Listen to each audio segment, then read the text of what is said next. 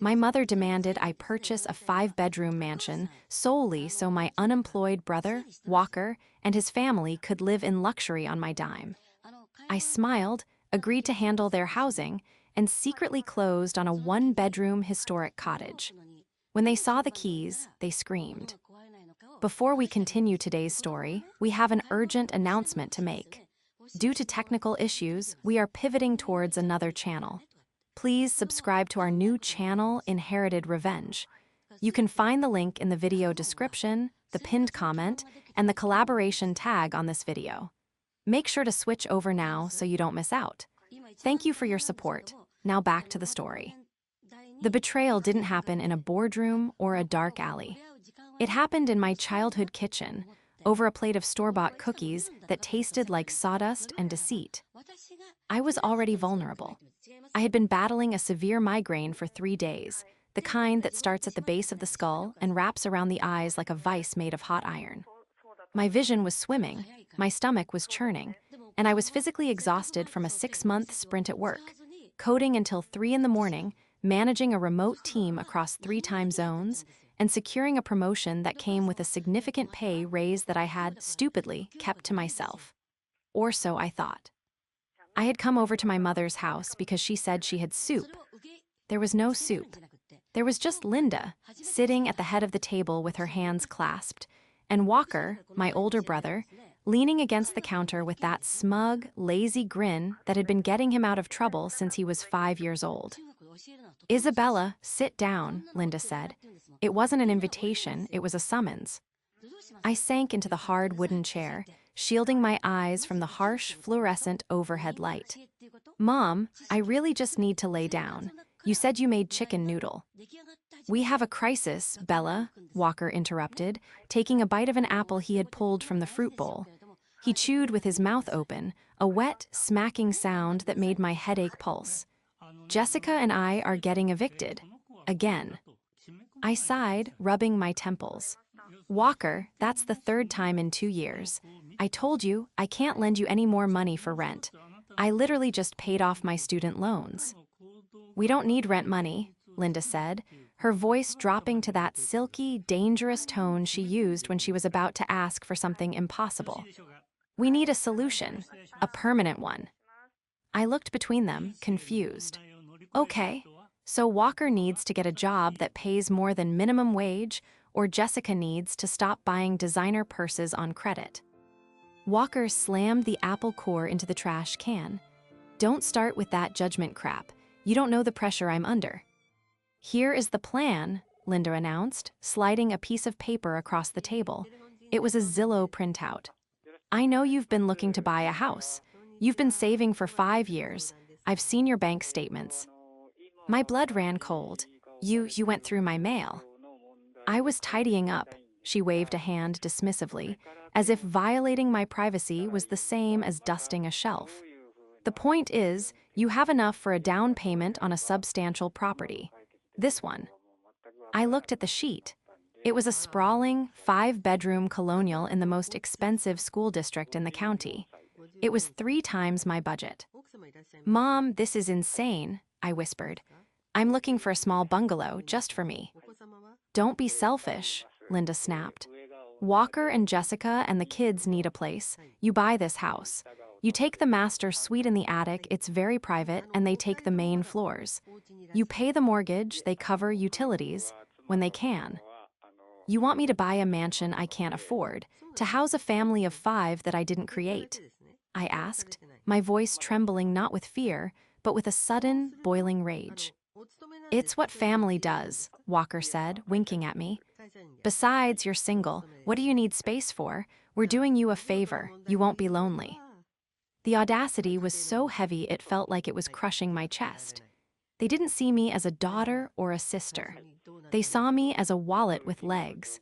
They saw my hard work, my late nights, my migraine-inducing stress as nothing more than a resource for Walker to harvest. "I'm not doing it," I said, standing up. "If you don't," Linda said, her eyes narrowing into slits, "then don't bother coming back for Christmas or Easter. And don't expect me to answer when you call. You help your brother, or you are no daughter of mine." I looked at Walker, He was smirking. He knew he had one. He knew Linda was my weak spot, that I craved her approval like a drug. But as I looked at his smug face, something inside me fractured. It wasn't a break, it was a shift. A realignment of tectonic plates deep within my soul. Fine, I lied, my voice hollow.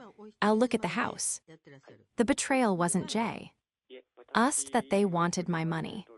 It was that they were willing to cannibalize my future to feed Walker's mediocrity. The drive back to my cramped apartment was a blur of tears and nausea. I had to pull over twice to dry heave on the side of the road, my body rejecting the stress they had just force-fed me. My phone buzzed incessantly in the passenger seat. Ding. Walker just wants to know if the house has a pool. If not, we need to budget for one. Ding.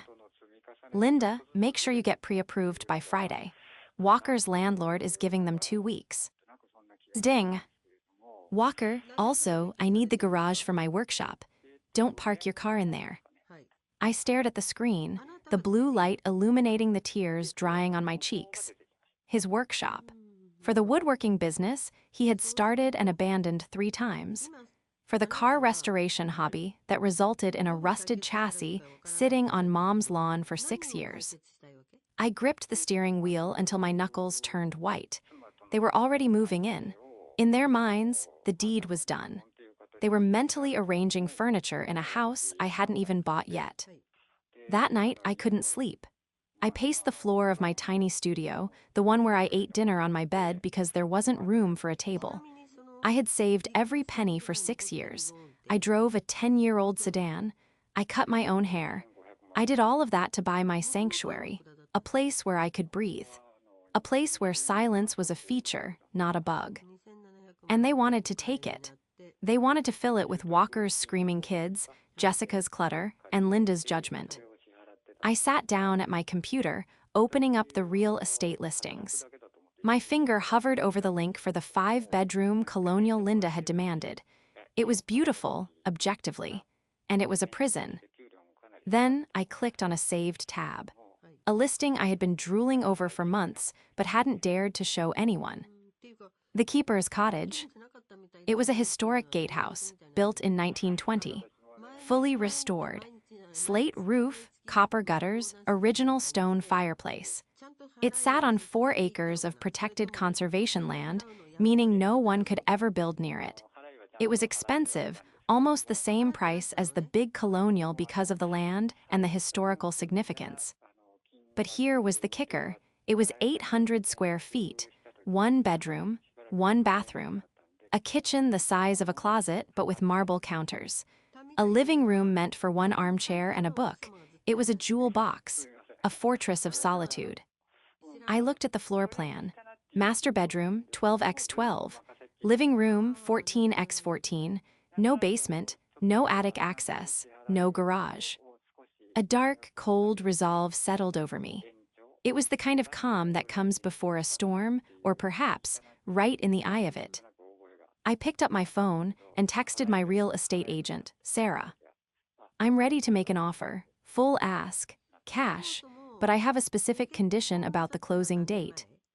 I then texted Walker back. I'm handling it, stop worrying, you'll have a roof over your head. It wasn't a lie, I would ensure they had a roof. I just never specified that the roof would be big enough to cover their ego. They had forgotten one crucial thing about me. I was a software engineer. I built systems based on logic, specific parameters, and malicious compliance. If they wanted me to buy a house for the family, I would buy the house that suited my definition of family, which, at this moment, was a population of 1. To understand why I did what came next, you have to understand the history of Walker. Walker was the golden child, the firstborn son, the carrier of the family name. In Linda's eyes, the sun rose and set in his average, hazel eyes. When we were kids, if Walker broke a vase, it was because the vase was placed precariously. If I broke a vase, I was clumsy and careless. When Walker got a C in math, the teacher was incompetent. When I got an A-, I wasn't applying myself. I had spent my entire 20s subsidizing his lifestyle. When he wanted to be a DJ, I bought him the turntables. He sold them 2 months later to buy concert tickets. When he wanted to start a landscaping empire, I bought him the truck. He crashed it while driving drunk, and Linda made me pay for the lawyer to keep him out of jail, claiming that a record would ruin his potential. His potential. That mythical beast that we had been hunting for 3 decades and never found. 2 days after the ultimatum, I went to meet the antagonists for brunch. I needed to keep up appearances while the paperwork for the cottage went through. We met at a high-end bistro that Jessica chose. Of course, she ordered the lobster Benedict and 3 mimosas. Jessica was a piece of work herself. She was the kind of woman who posted hustle culture quotes on Instagram, but hadn't worked a paying job since 2018. She believed she was destined for a life of leisure, and Walker had convinced her that he was the vessel to deliver it. "So, Isabella," Jessica said, waving a fork dripping with hollandaise sauce. "I was looking at the listing your mom showed us. The kitchen is a bit dated. We're going to need to rip out those cabinets. I want white shaker style, and a farm sink." I asked, taking a sip of black coffee. "Well, I'm the one who's going to be cooking in it," she laughed, a shrill sound that grated on my nerves. "You're always on your computer. You probably order takeout every night." "Actually, I cook quite a bit," I said softly. "Whatever," Walker interrupted. "The important thing is the basement. I measured it out in my head. I can fit a 70-inch TV down there. It's gonna be the ultimate man cave. I need you to make sure the wiring is up to code for a surround sound system." "And the kids," Linda added, wiping a crumb from her lip. "The twins need the rooms facing the backyard. They need sunlight. You can take the room near the street, Isabella. The traffic noise won't bother you. You sleep with headphones anyway." I looked at them, really looked at them. They were dissecting my finances, my credit score, and my future, carving it up like a Thanksgiving turkey and leaving me the carcass. There was zero gratitude, zero acknowledgement that I was about to drop $500,000. To them, this was simply the natural order of things. Isabella gives, Walker takes, and Linda applauds the transaction. "I have a question," I said, keeping my voice steady. "If I buy this house, this massive house, how are you guys going to help with the bills? The electric alone will be $400 a month. The heating in winter." Walker scoffed, rolling his eyes at Linda. "Here she goes, the accountant." "We're family, Bella," Walker said, leaning in. "I'm on the verge of a big break. I have this interview next week for a sales manager position. Huge commission. Once that kicks in, I'll basically be paying the mortgage for you. You're making an investment in us." "A sales manager?" I asked. "Walker, you don't have sales experience." "I have people skills," he shouted, slamming his hand on the table, causing the silverware to jump. People at nearby tables turned to look. "God, you're so unsupportive. This is why you're single. You emasculate everyone around you."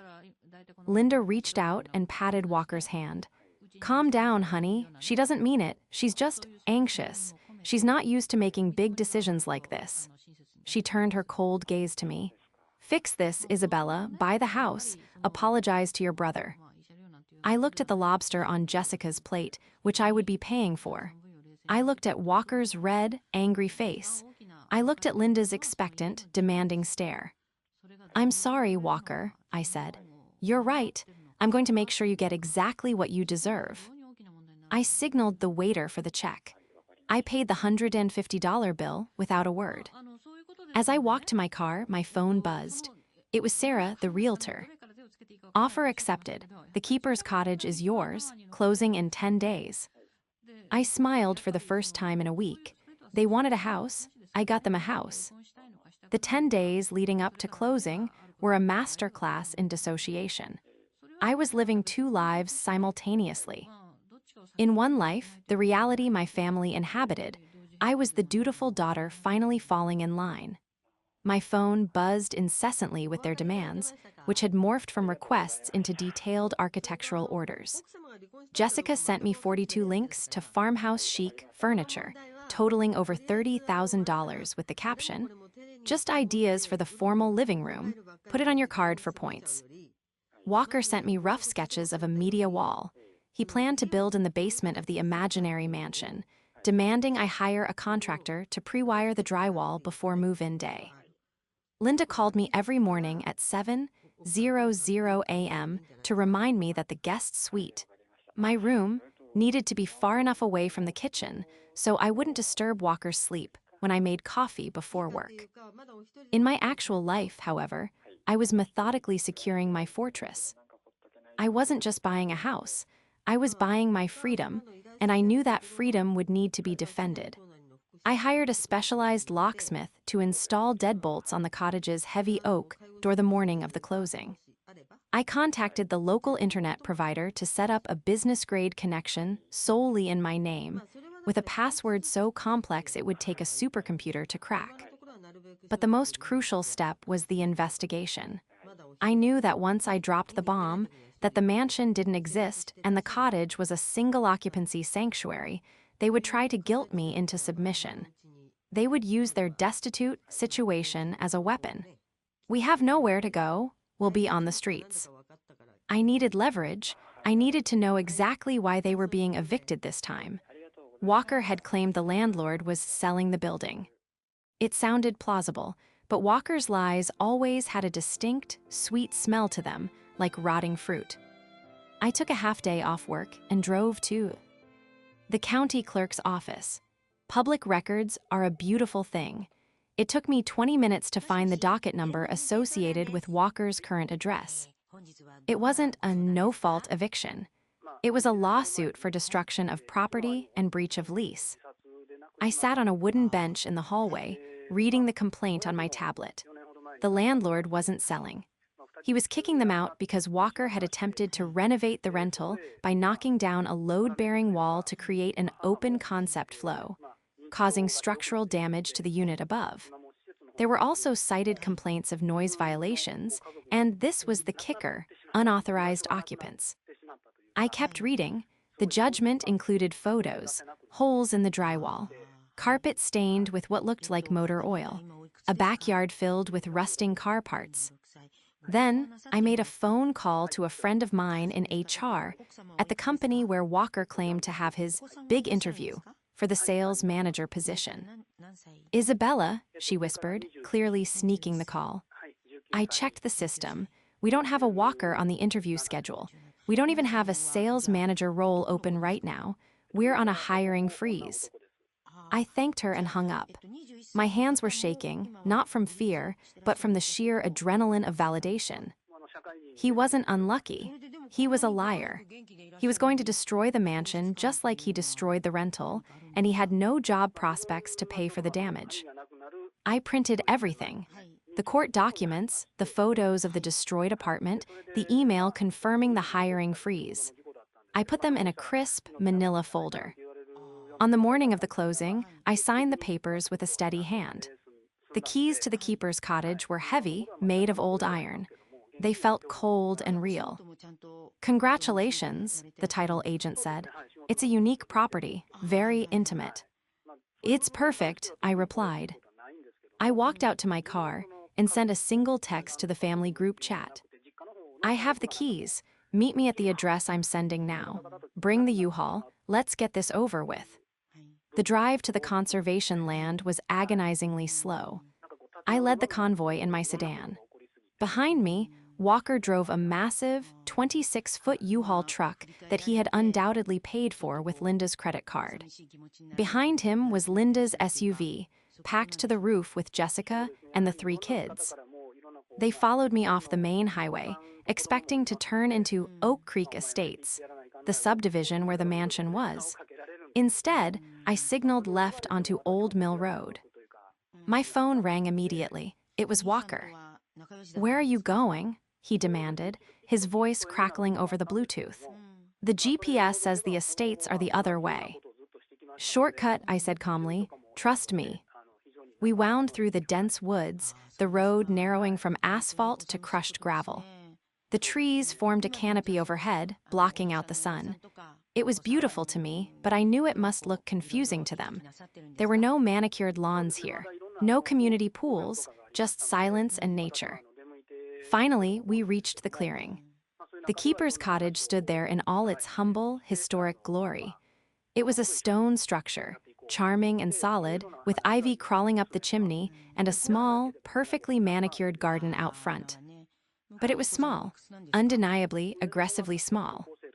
I parked and got out. I stood by the front gate, clutching my folder. The U-Haul groaned as Walker slammed on the brakes. Dust swirled around the truck. He hopped out, leaving the engine running. He looked around, spinning in a circle, scanning the trees. "Where is it?" he asked.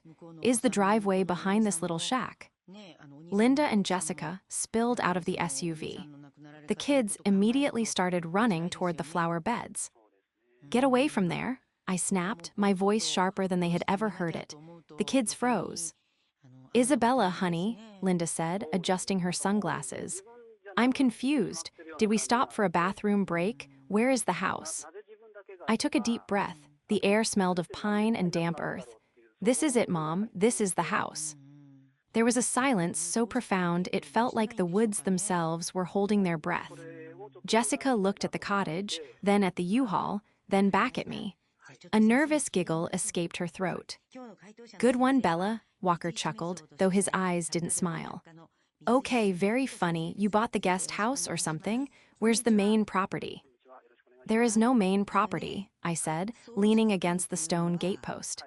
"This is the keeper's cottage, 800 square feet, 1 bedroom, 1 bath. It sits on 4 acres of protected land. No new structures allowed."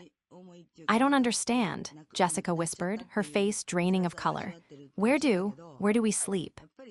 "I sleep in the bedroom," I said, pointing to the single window on the second floor. "And you guys sleep. Well, you don't sleep here, because you don't live here." The explosion was instantaneous. "What?" Walker roared, his face turning a violent shade of purple. He marked D toward me, his hands balled into fists. "We have a 26-foot truck full of furniture. We gave up our apartment. We have nowhere to go." "You didn't give up your apartment," I corrected him, my voice cool and detached. "You were evicted for destroying it. I saw the lawsuit, Walker." That stopped him for a split second. He blinked, looking at Linda. "Isabella," Linda shrieked, rushing forward to grab my arm. I stepped back out of her reach. "Have you lost your mind? You promised. You said you were handling it." "I did handle it," I said.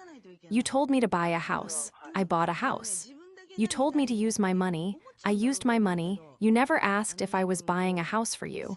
You just assumed. You demanded. You threatened to cut me off if I didn't comply." "We are your family," Jessica screamed, tears finally spilling over. "We have children. You're going to leave your nieces and nephews homeless? You selfish, heartless bee." "Don't," I warned her. "Do not finish that sentence." "Open the door," Walker commanded. He walked past me and grabbed the handle of the cottage door. It was locked tight. He rattled it violently. "Give me the keys, Isabella. Now, we are moving in. We'll figure out the sleeping arrangements later. I'll sleep on the floor if I have to, but we are unloading this truck." "No," I said. "Give me the keys," he screamed, kicking the door. The solid oak didn't even budge, but a scuff mark appeared on the varnish. "That's destruction of property," I said, pulling my phone out. "Strike one." The scene descended into chaos. Walker was pacing the small gravel driveway like a caged animal, kicking gravel at my new siding. Jessica was sitting on the running board of the U-Haul, sobbing loudly into her phone, presumably calling her mother to tell her what a monster I was. The kids were wailing, because the Wi-Fi signals from their iPads didn't reach this far into the woods. Linda, however, went for the jugular. She composed herself, smoothed her blouse, and walked over to me with a look of pure, distilled disappointment. "I raised you better than this," she said, her voice trembling with manufactured grief. "To trick your own brother, to lure us out here with a moving truck, knowing there was no room. This is cruel, Isabella. It's sadistic." "Cruel?" I laughed, a harsh sound. "Cruel is telling your daughter that she's only worth love if she bankrolls her brother's failures. Cruel is demanding I take on a $500,000 mortgage for a house I don't want, just so Walker can have a man cave to play video games in while I work 16 hours a day." He needs help, Linda shouted. He's just had bad luck. Bad luck? I opened the manila folder. Is it bad luck that he knocked down a wall in a rental property he didn't own? Is it bad luck that he owes $4,000 in damages?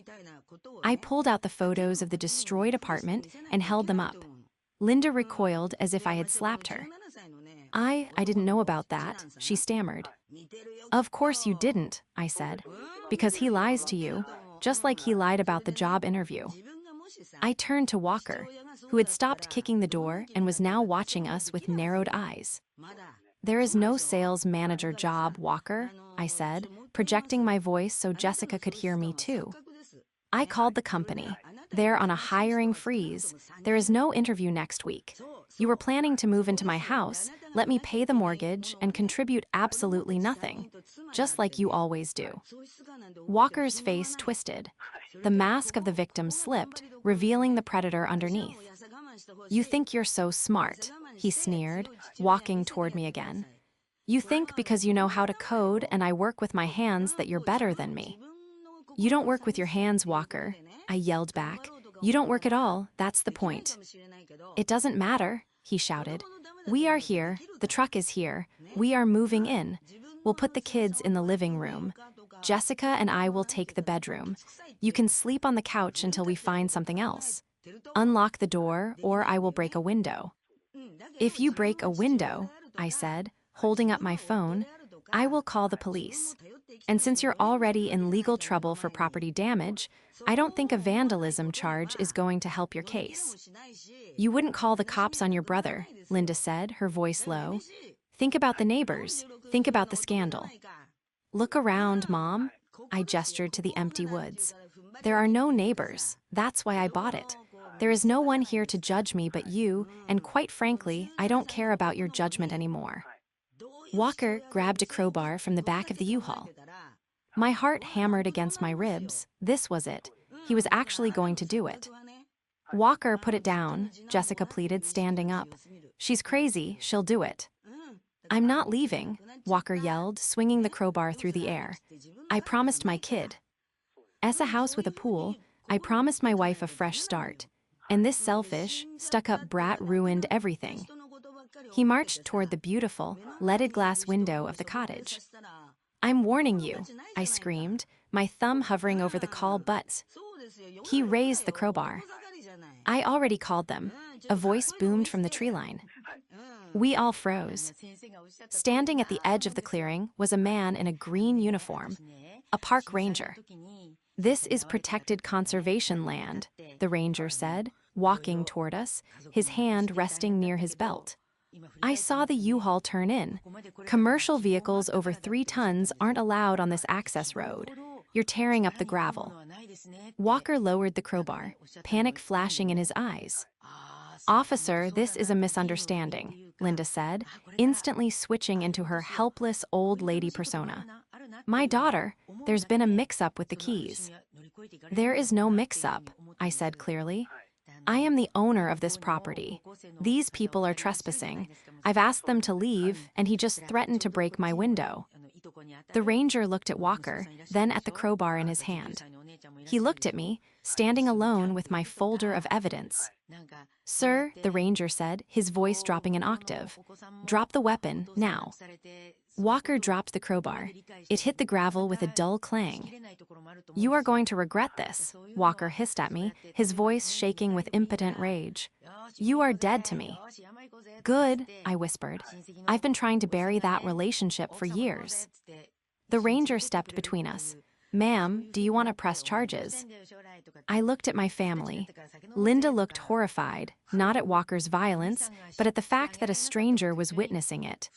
Jessica was sobbing quietly, holding her children. Walker looked like he wanted to kill me. Not yet, I said, staring Walker in the eye. But I want them escorted off my property. And if they ever come back, I will prosecute them to the fullest extent of the law. The ranger nodded. All right, folks, let's move, turn the truck around, carefully. As Walker climbed back into the cab, slamming the door so hard the truck shook, I felt a strange sensation in my chest. It wasn't guilt. It wasn't fear. It was the first breath of fresh air I had taken in 32 years. The weeks following the showdown in the clearing were quieter than I had anticipated, but the silence was heavy, like the air before a thunderstorm.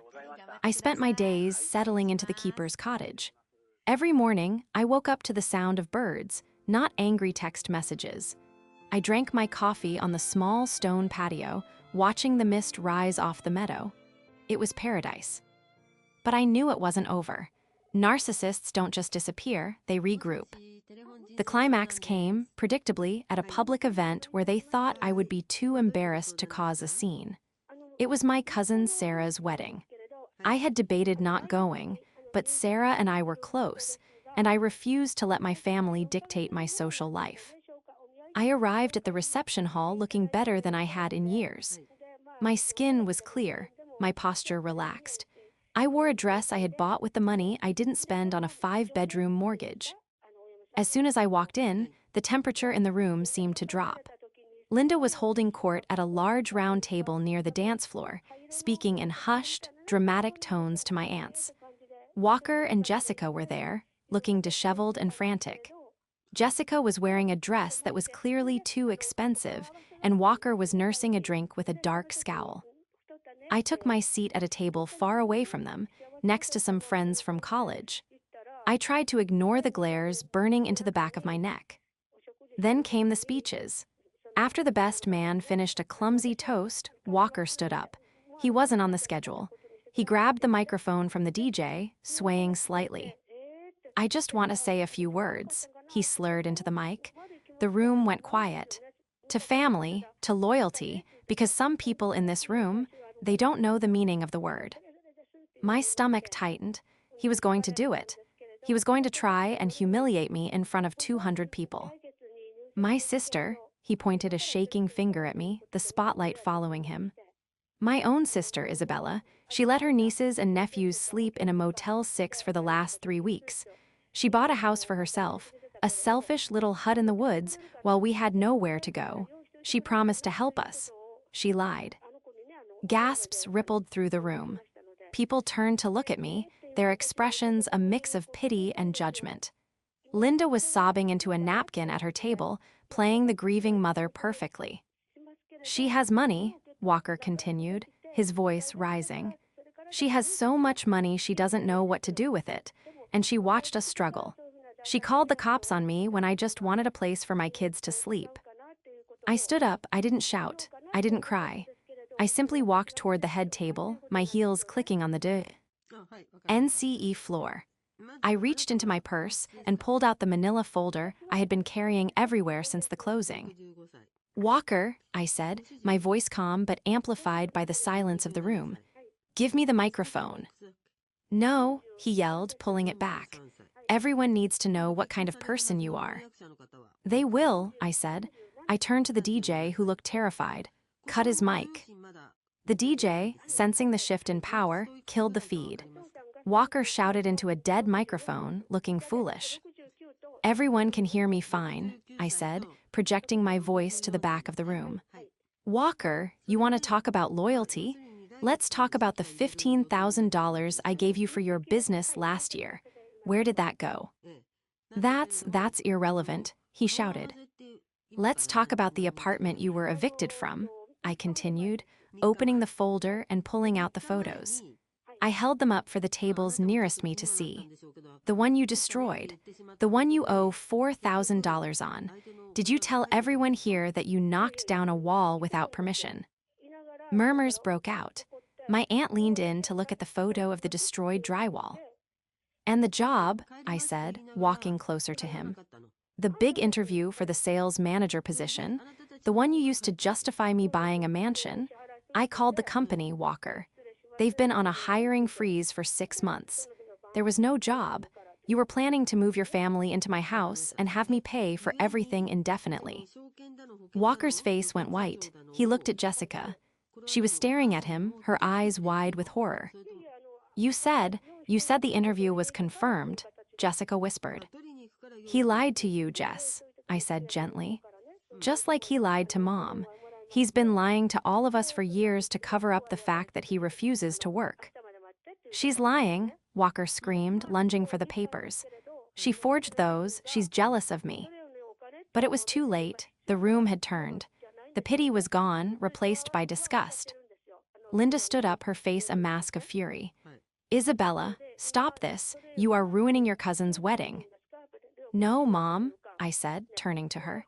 You ruined it when you raised a son to believe he was entitled to everything without earning anything. You ruined it when you tried to force me to bankroll his laziness.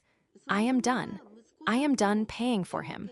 I am done apologizing for my success. And I am done being the villain in your twisted little narrative. I dropped the folder on the table in front of them. The evidence is all there. Read it, or don't, I don't care anymore.